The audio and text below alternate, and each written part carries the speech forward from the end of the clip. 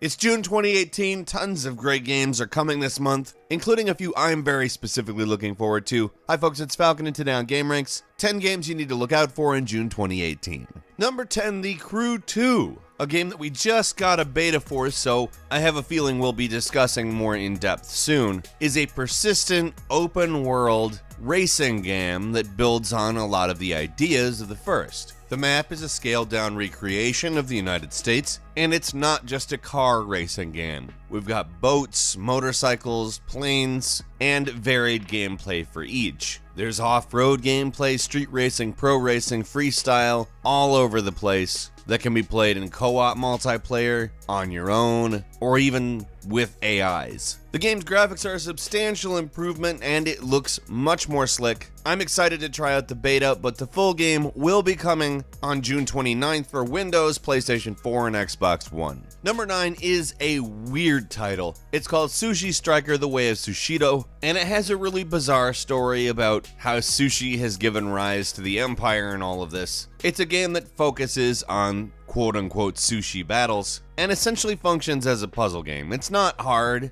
at least to understand, but it is a sort of frenetic take on the Match 3 game, and it's actually a pretty good idea, I think. There is actually a demo available for Switch if you want to try it out. I think it's a pretty good take on the genre. It's also got a sense of humor that works really well, I think. And I think to be an action/puzzle game, you have to present some form of humor. It does it really well, not only in all of the media content, but even in the demo. It's coming on June 8th for the Nintendo 3DS as well as the Switch. I have a feeling the Switch will be the superior version, obviously, and I look forward to playing the full game. Number 8 is Shaq Fu: A Legend Reborn, and in every way this is a game that probably shouldn't exist, but it's great that it does. If you remember in the 1990s, there was a Shaq Fu game, which was weird. It was also kinda good, but kinda bad, and it's kind of influencing the new Shaq Fu. It was originally a fighting game, but it's more like a beat 'em up now, which if I'm honest, it's probably something I'd rather play anyway. Not that it doesn't give me nostalgia to play a Shaq fighting game, but I have played a Shaq fighting game. I'd rather play a beat 'em up if I'm honest. There's not enough good beat 'em ups, and frankly an indie developer that successfully funded a frankly bizarre beat 'em up, I think likely has a better chance of putting out a good one. Shaq Fu: A Legend Reborn comes out June 5th to Xbox One, PlayStation, Nintendo Switch, and PC.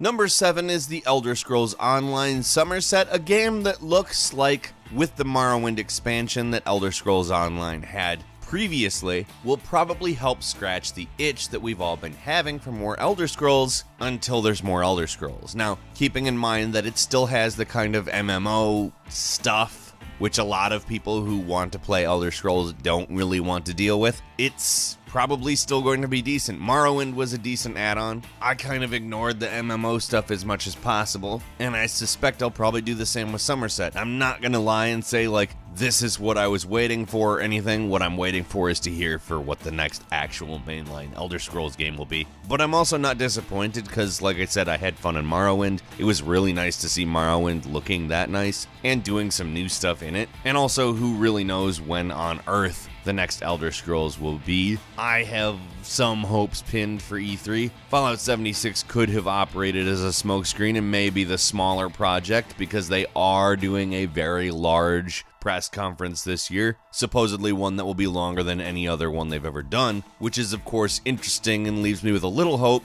but hey, this should probably still be good too. Elder Scrolls Online Somerset is coming to PS4, Xbox One, and PC on June 5th. Number 6, Switch users, get ready, it's Wolfenstein 2: The New Colossus. Frankly, one of my favorite games of last year. Looking pretty damn nice from what I've seen, and I really look forward to seeing the game in full. See, I will take basically any excuse to play that game again, and being I like the Doom port quite a bit, I was fairly impressed with the fact they managed to do the full Doom and not have it look like dog crap, and being that Wolfenstein is actually a little bit less effects heavy than Doom, I think they're going to handle it very well. It's a pretty game, and from everything I've seen on the Switch, it doesn't actually make too big of a sacrifice to remain pretty. The new Wolfenstein games, in my opinion, are a friggin' treasure. I love the hell out of them, and anybody who's got a Switch and hasn't played this game, this is probably a pretty good opportunity for you. Wolfenstein 2: The New Colossus comes to Switch June 29th.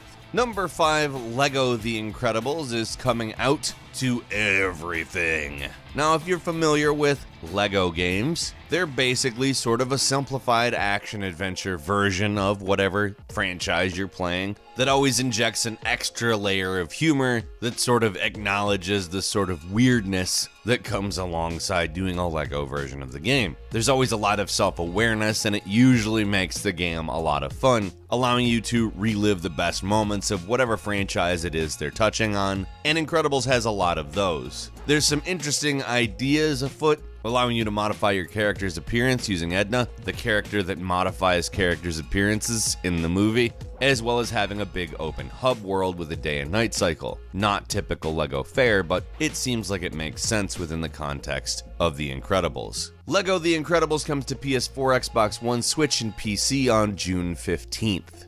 Number 4 is Lumines Remastered. Obviously, Lumines is a critically acclaimed and widely loved puzzle game, at least by the people who have heard of it. If you haven't, don't worry, it's from a while back. The original came out in 2005. It came out for the PlayStation Portable and is not unlike Tetris, but also has a great deal of sound and light elements to it. Frankly, this game is a great example of a puzzle game that takes the Tetris tradition and adds some meaningful ideas to the mix. Lumines Remastered comes to PC, Switch, PS4, and Xbox One on June 26th. Look out for it. It is a good one. Number 3 is Jurassic World Evolution, which I think this was a brilliant idea personally. It's a business simulation game, an almost theme park type game, if you would, in which you take on the idea of building a Jurassic Park, managing it, and so on and so forth. Now, obviously, it's Jurassic Park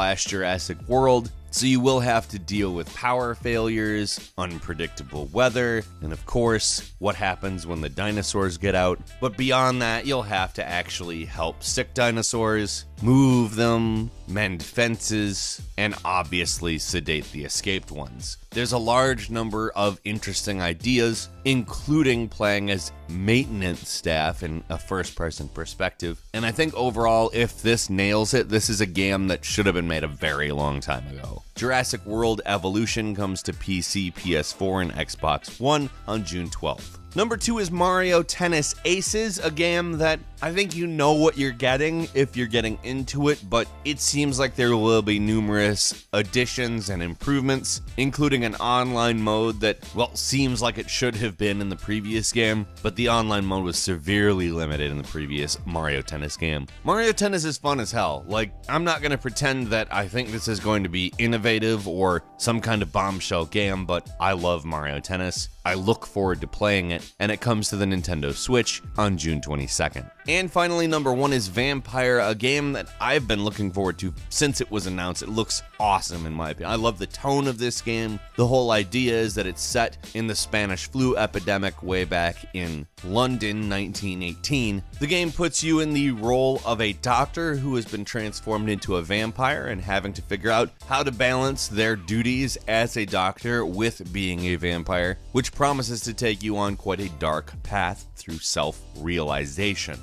I personally think it's a great conflict to have to demonstrate, and I think that it lends itself to the type of game it is, an action RPG, maybe a little bit more fast-paced, maybe a little bit more arcadey than, say, Dark Souls, but I would say it really looks interesting and fun to me. I love the teleportation mechanic that we've been seeing. From what I've seen, the pacing looks really good in the fights as well, and for me, this is probably the game of the month. If this turns out to be as good as it looks, I'm stoked. It hits PS4, Microsoft Windows, and Xbox One on the 5th of June, and we will be playing it. What game are you looking forward to most in June? Leave us a comment. If you like this video, click the like button. If you're not subscribed now, it would of course be a great time to do so. We upload brand new videos every day of the week, and the best way to see them first is of course a subscription. As always, we thank you very much for watching this video. I'm Falcon. You can follow me on Twitter at Falcon the Hero, and we'll see you next time right here on GameRanks.